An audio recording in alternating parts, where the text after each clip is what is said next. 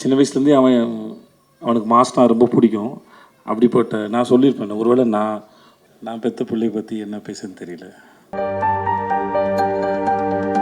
விஜய் சேதுபதி அவர்களே ஒரு சில வார்த்தைகள் பேச அன்போடு மேடைக்கு அழைக்கிறோம்.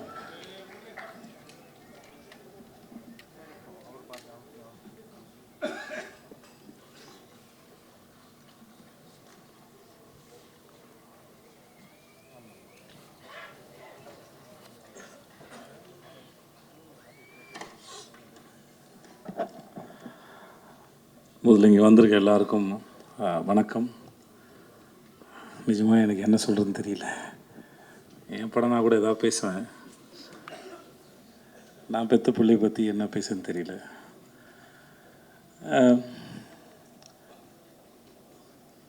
முதல்ல மாஸ்டர், உங்களுக்கு ரொம்ப நன்றி மாஸ்டர். இது எங்கே ஆரம்பிச்சதே தெரியல. 2019 எனக்கு கதை சொன்னார். அப்போது பண்ணுறா இருந்தது. அப்புறம் அது நடக்காமல் போயிடுச்சு. அப்புறம் ஒரு ஃப்ளைட்டில் மும்பையிலேருந்து வரும்போது 2 பேர் எதாச்சும் சந்தித்து பேச ஆரம்பித்தோம். ரொம்ப நாட்கள் சந்திச்சதுனால நான் என் குடும்ப புகைப்படங்கள்லாம் அவருக்கு காமிச்சிட்டு இருந்தேன். அவர் ஃபேமிலி ஃபோட்டோவில் நாங்கள் பார்த்துருந்தோம்.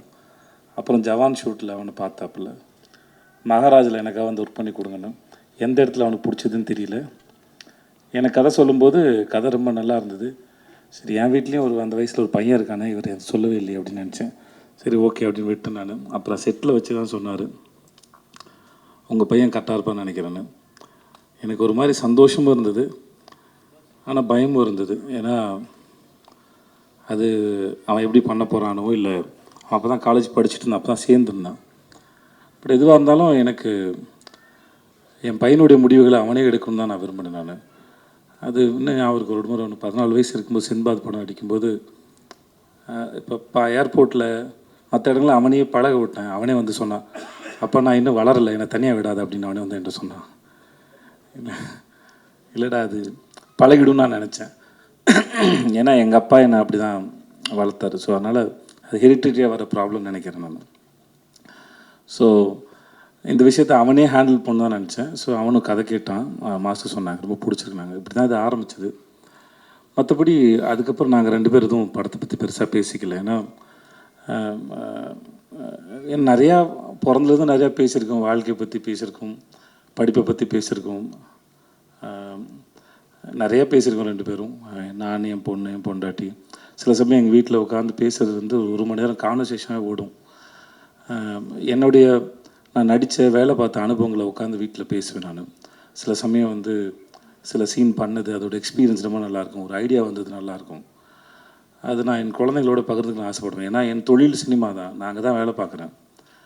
ஸோ அதனால் என் தொழிலோட அனுபவங்களை, எப்படி இந்த மூளை இயங்குச்சு, எப்படி வேலை பார்த்தேன், மற்றவங்க எப்படி வேலை செய்கிறாங்க, இந்த மனித மனமும் இந்த மூளையும் எப்படி சிந்திக்குது அப்படிங்கிறது வந்து நான் என் தொழில் வழி தான் சொல்லிக் கொடுக்க முடியும். மோஸ்ட்லி அப்படி தான் சொல்லிக் கொடுக்குறது இல்லை, அது டிஸ்கஷனாக இருக்கும்.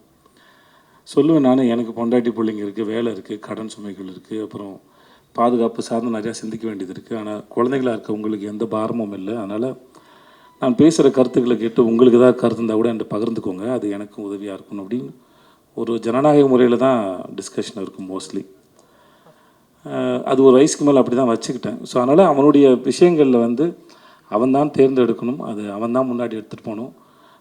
பின்னாடியே வந்து எதையாவது சொல்லிக்கிட்டே இருந்து வளர்த்துக்கிட்டே இருக்கிறது இல்லை புள்ள. ஒரு ஸ்டேஜ் மேலே அதுவாக வளர்ந்துட்டு போகணுன்னு தான் நினச்சேன். அதனால தான் அவனுடைய பூஜைக்கு வர்றதோ மற்ற எந்த விஷயங்களும் பெருசு தலையிடலை. ஷூட் நடக்கும்போது நான் போகல, ஒரே ஒரு முறை தான் போனேன். மாஸ்டர் அப்போது ஒரு விருது வாங்கினார்னு சொன்னாங்களே, ஆஸ்காருக்கு இனியாக ஒரு அந்த சமயத்தில் அவருக்கு வாழ்த்தலான்னு போனேன். அப்போ தான் ட்ரெய்லரே பார்த்தேன். மற்றபடி எப்படா போகுதுன்னு கேட்பேன், அப்பா நல்லா போகுதுப்பா அப்படின்னு ஒரு சண்டை காட்சியில் ஏற்பட்ட ஒரு அந்த குரல்லாம் மாறி இருக்கும். பட் அவன் அதை ரொம்ப என்ஜாய் பண்ணான். நீ என்ஜாய் பண்ணுறியாடான்னு கேட்டேன். நான் ரொம்ப என்ஜாய் பண்ணுறேன், அவ்வளோதான் வெளியே. மற்றபடி எனக்கு அவனுக்கான விஷயங்களை அவனால் தேர்ந்தெடுக்க முடியும், அவன் முன்னாடி பார்த்துப்பான்னு தெரியும். அவன் ஒரு அடாப்டபிள் தான், மாற்றிக்கூடிய ஆள் தான், தன்னுடைய தவறுகளை செல்ஃப் அனலைஸ் பண்ணக்கூடிய ஒரு ஆள் தான். ஸோ அது அவனுக்கு இருக்கும்போது அவன் பொழைச்சிப்பாங்கிற நம்பிக்கை எனக்கு எப்பவுமே இருந்தது. அதனால் எனக்கு எந்த கவலையும் பயமும் இருந்ததில்லை. ஸோ அவன் பார்த்துப்பான்னு எனக்கு தெரியும். பட் இந்த ஒரு வாய்ப்பை ஏற்படுத்தி கொடுத்த உங்களுக்கு மிகப்பெரிய நன்றி மாஸ்டர், ரொம்ப நன்றி. சின்ன வயசுலேருந்தே அவனுக்கு மாஸ்னா ரொம்ப பிடிக்கும். அப்படிப்பட்ட நான் சொல்லியிருப்பேன், ஒருவேளை நான் ஒரு படம் அமைஞ்சாக இருந்தால் கூட அனல் அரசு மாஸ்டர் வச்சு உனக்கு ஃபைட் எடுத்துக்க முடியுமான்னு எனக்கு தெரியாது. ஸோ அவர் மூலமாகவே இந்த வாய்ப்பு உனக்கு அமைஞ்சதுங்கிறது அது பெரிய பாக்கியம் நான் சொல்லியிருக்கேன். ஸோ ரொம்ப ரொம்ப நன்றி மாஸ்டர் உங்களுக்கு. மற்றபடி இன்றைக்கி வாழ்த்து பேசினவங்க அத்தனைக்கும் ரொம்ப நன்றி. ரொம்ப உளமாற வாழ்த்துனீங்க. அதுக்கு நான் எவ்வளோ நன்றி சொன்னாலும் தகும். அது மாஸ்டர் உங்களுடைய ஸ்பீச் எதிர்பார்க்கல மாஸ்டர். ஒரு பெரிய ஏதோ அரசியல் கட்சி மேடையோட ஸ்பீச் மாதிரி இருந்தது மாஸ்டர். நல்லா இருந்தது. டிடி தேவதர்ஷினி, நான் உங்களுக்கு தெரியும், நான் உங்களோட பெரிய ஃபேன். உங்களுக்கும் சரி, உங்கள் வீட்டுக்காருக்கும் சரி, நீங்கள் 2 பேரும் அற்புதமான ஆக்டர்ஸும் சரி, மனிதர்களும் சரி. அது பெரிய வார்த்தை. நீங்கள் வந்து உங்கள் பிள்ளையாக பார்த்து அதை வாழ்த்து சொன்னது. இந்த படம் பார்த்தபோது உங்களுடைய பெர்ஃபார்மன்ஸ் நான் உங்கள்கிட்ட பேசலாம் நினைக்கிறேன். சேத்தன் சார் கூட பேசலான்னு தெரியல. நீங்கள் ரொம்ப பிரமாதம். எந்த கேரக்டர் எடுத்து பண்ணாலும் சரி, அது ரொம்ப பிரமாதம். அம்மா, எனக்கு உங்கள் பேர் தெரியாது, ஆனால் அந்த படத்தில் ஒரு சில காட்சிகள்லாம் வந்து உங்களோட எக்ஸ்பிரஷன் வந்து ரொம்ப பிரமாதமாக இருந்தது. நான் மாஸ்டருக்கு நான் சொன்னேன். அது அவ்வளோ சர்ப்ரைசிங்காக இருந்தது. உங்களுடைய படங்களில் நீங்கள் பண்ணுறது ரொம்பவே நல்லா இருந்தது. ப்ளீஸ் உட்காருங்க. அபி உட்கார் அபி, அதெல்லாம் உட்கார். நான் அவளை குழந்தையிலேருந்து பார்த்துட்ருக்கேன். தர்மபுரியில் எனக்கு அக்கா பொண்ணாக நடித்தா, இப்போ என் கூட வெப் சீரிஸ் நடிக்கிறேன். அவருடைய வளர்ச்சி எனக்கு ரொம்ப சந்தோஷத்தை கொடுக்குது. எனக்கு உங்கள் பேரும் தெரியாதுமா. வாழ்த்துக்கள், உங்களுக்கு என்னுடைய வாழ்த்துக்கள். சக்தி, எல்லாருக்கும் ஒருத்தர், விவேகா சார், சிவா சார், உங்கள் எல்லாருக்குமே என்னுடைய மிகப்பெரிய மனமார்ந்த நன்றி. வந்த உங்களுக்கும் நன்றி. பாண்டராஜ் சார், உங்களுக்கும் நன்றி சார். வினோத் சார், உங்களுக்கும் நன்றி. எனக்கு வேறு என்ன சொல்கிறதுன்னு தெரியல. படம் நல்லா வந்திருக்கு. என் குழந்தைக்கு இப்படி ஒரு அனுபவம் கிடைச்சதுக்கும், முதல்ல அவனை ஸ்கூலில் சேர்க்கும்போது எனக்கு ஒரு மாதிரி அப்படின்னு இருந்தது. இப்போ அந்த மாதிரி தான் நம்ம குழந்தை வந்து உலகத்தில் ஒரு கால் எடுத்து வைக்கும்போது ஒரு நர்வஸ்னஸ் இருக்கும். பக்கத்தில் க்ரீன் பார்க்கில் என்னுடைய முதல் படத்தோட ஆடியோ லான்ச் நடந்தது. அப்போது ஒரு மாதிரி ரொம்ப படபடன்னு இருந்தேன் நான்.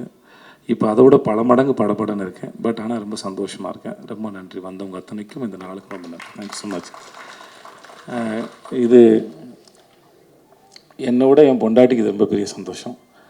அதனால் அவளுக்கு பேசுறது கொஞ்சம் கூச்சமாக இருக்கும்.